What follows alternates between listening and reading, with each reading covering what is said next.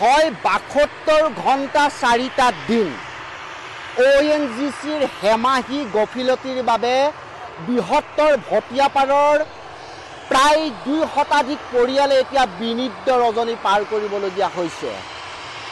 হয়, মই আকৌ উল্লেখ কৰিছোঁ ONGCৰ ১৪৭ নম্বৰ ৰিগটোত যি বিস্ফোৰণ সংঘটিত হৈছিল, সেই বিস্ফোৰণ সংঘটিত হোৱাৰ প্ৰায় ৪টা দিন অৰ্থাৎ ৭২ ঘণ্টা আৰু ৪টা দিন ইতিমধ্যে স্পৰ্শ কৰিছে। এই মুহূৰ্তলৈকে ONGCৰ সেই অভিশপ্ত ৰিগটোৰ পৰা গেছ নিৰ্গমন বন্ধ কৰিবলৈ সক্ষম হোৱা নাই। ONGCৰ বিশেষজ্ঞ নামধাৰী যিসকল ব্যাগুম বিষয়া আছিলে, সেই বিষয়াসকলে ইতিমধ্যে তেওঁলোকৰ অভিযান আৰম্ভ কৰিছে যদিও প্ৰকৃতাৰ্থত তেওঁলোকৰ যে অভিজ্ঞতাৰে পৰিপুষ্ট নহয়, সেয়া প্ৰায় ৭২ ঘণ্টা অতিক্ৰম কৰাৰ পিছতো ৰিগটোৰ যি গেছ নিৰ্গমন বন্ধ কৰিব নোৱাৰাৰ ঘটনাই স্পষ্ট কৰি দিছে।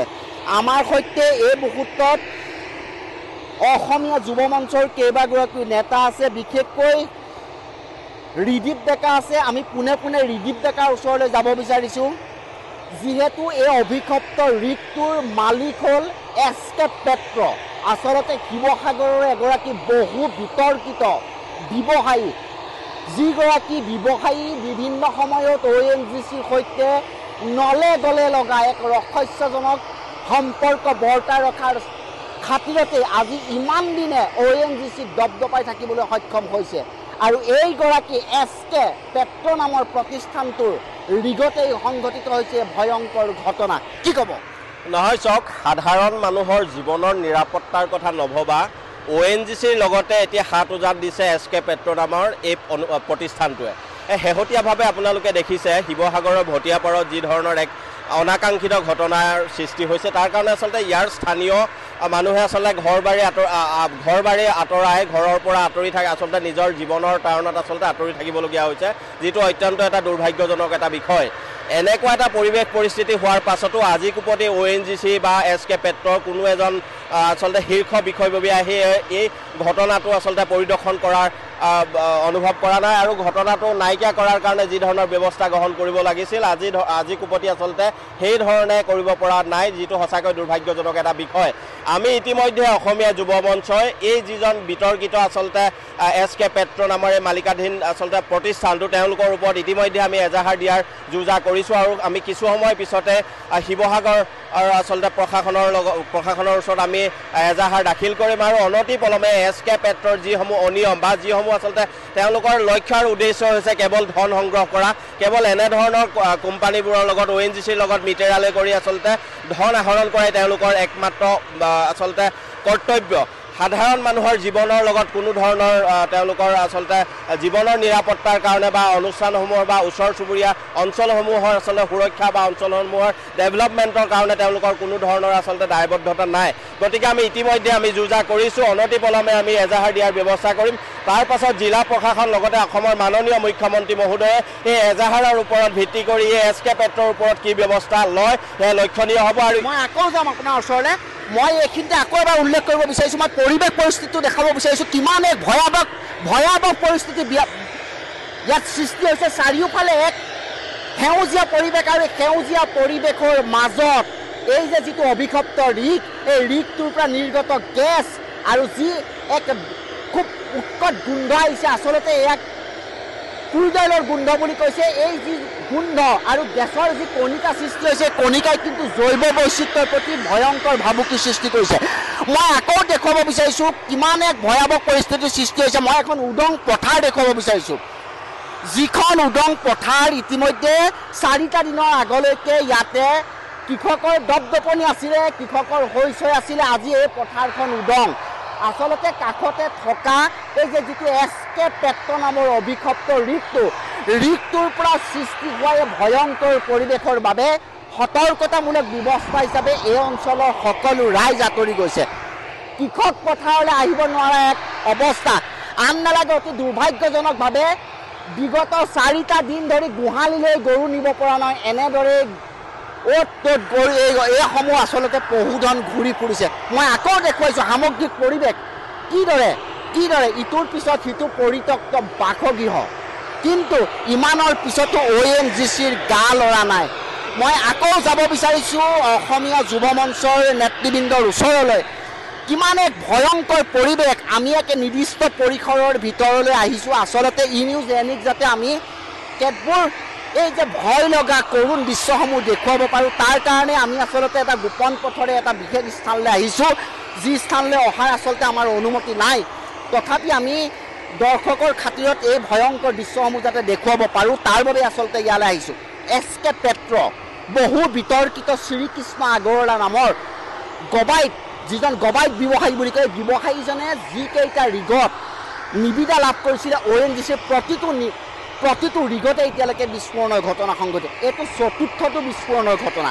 ইয়াৰ পূৰ্বে দুটা বিস্ফোৰণৰ ঘটনা সংঘটিত হৈছে গেলেকীত, তৃতীয়টো সংঘটিত হৈছে লাকুৱাত, আৰু চতুৰ্থটো যোৱা বৃহস্পতিবাৰে শিৱসাগৰৰ ভটিয়াপাৰ বাৰিচুকত সংঘটিত হৈছে।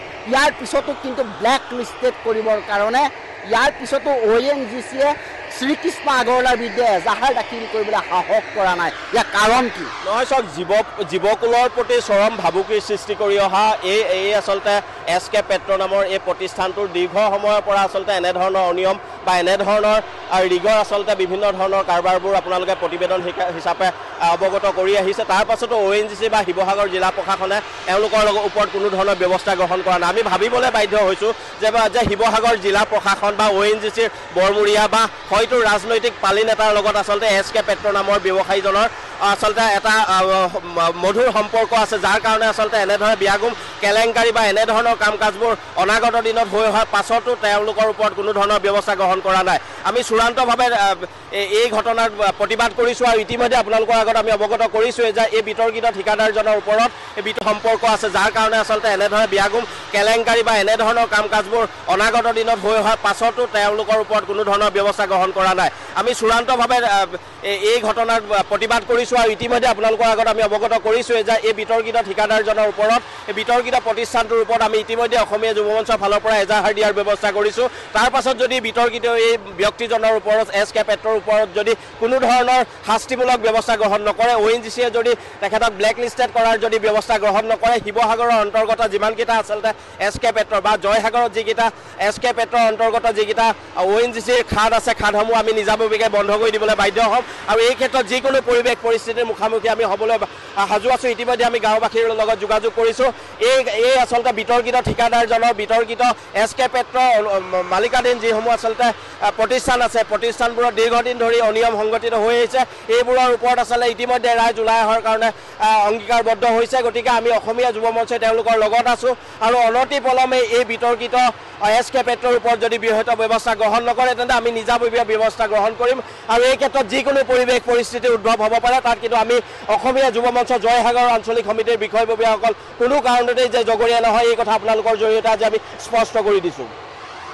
হয়, এয়া আছিলে অসমীয়া যুৱ মঞ্চৰ ৰিদীপ ডেকাৰ অভিমত। স্পষ্ট ৰূপত উল্লেখ কৰিছে কিছু সময়ৰ পিছতে জয়সাগৰ আৰক্ষী চকীত এইগৰাকী কুখ্যাত SK আগৰৱালাৰ বিৰুদ্ধে এজাহাৰ দাখিল কৰিব, আৰু ইয়াৰ পিছত যদি SK আগৰৱালাৰ বিৰুদ্ধে কোনো ধৰণৰ ব্যৱস্থা গ্ৰহণ নকৰে, তেতিয়াহ'লে জয়সাগৰ অৰ্থাৎ ৰুদ্ৰসাগৰ তৈলক্ষেত্ৰৰ অধীনস্থ সকলো তেলখাট বন্ধ কৰি দিব।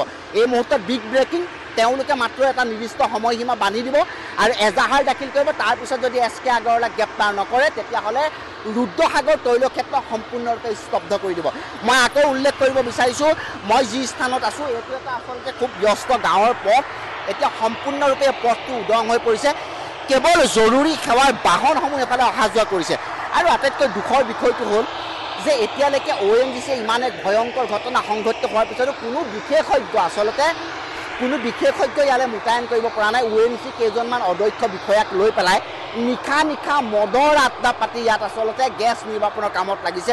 যোৱাকালিৰ দিনাখন তেনেকুৱা ঘটনা সংঘটিত হৈছে। কালি নিশা 7 বজাত KP চাৰিআলি ক্লাছিক ৱাইন শ্বপৰ পৰা আচলতে অগ্নি নিৰ্বাপক বাহিনীৰ কেইজনমান জোৱানে, ONGC অগ্নি নিৰ্বাপক বাহিনীৰ কেইজনমান জোৱানে মদৰ বটল আনি আচলতে ইয়াত পাৰ্টি কৰিছিল, যি আচলতে ইতিমধ্যে CC কেমেৰাত সকলো দৃশ্য, সুৰা ক্ৰয় কৰা ONGCৰ অধিকৃত গাড়ীত সুৰা লৈ অনা সকলো দৃশ্য CC কেমেৰাত আবদ্ধ হৈছে।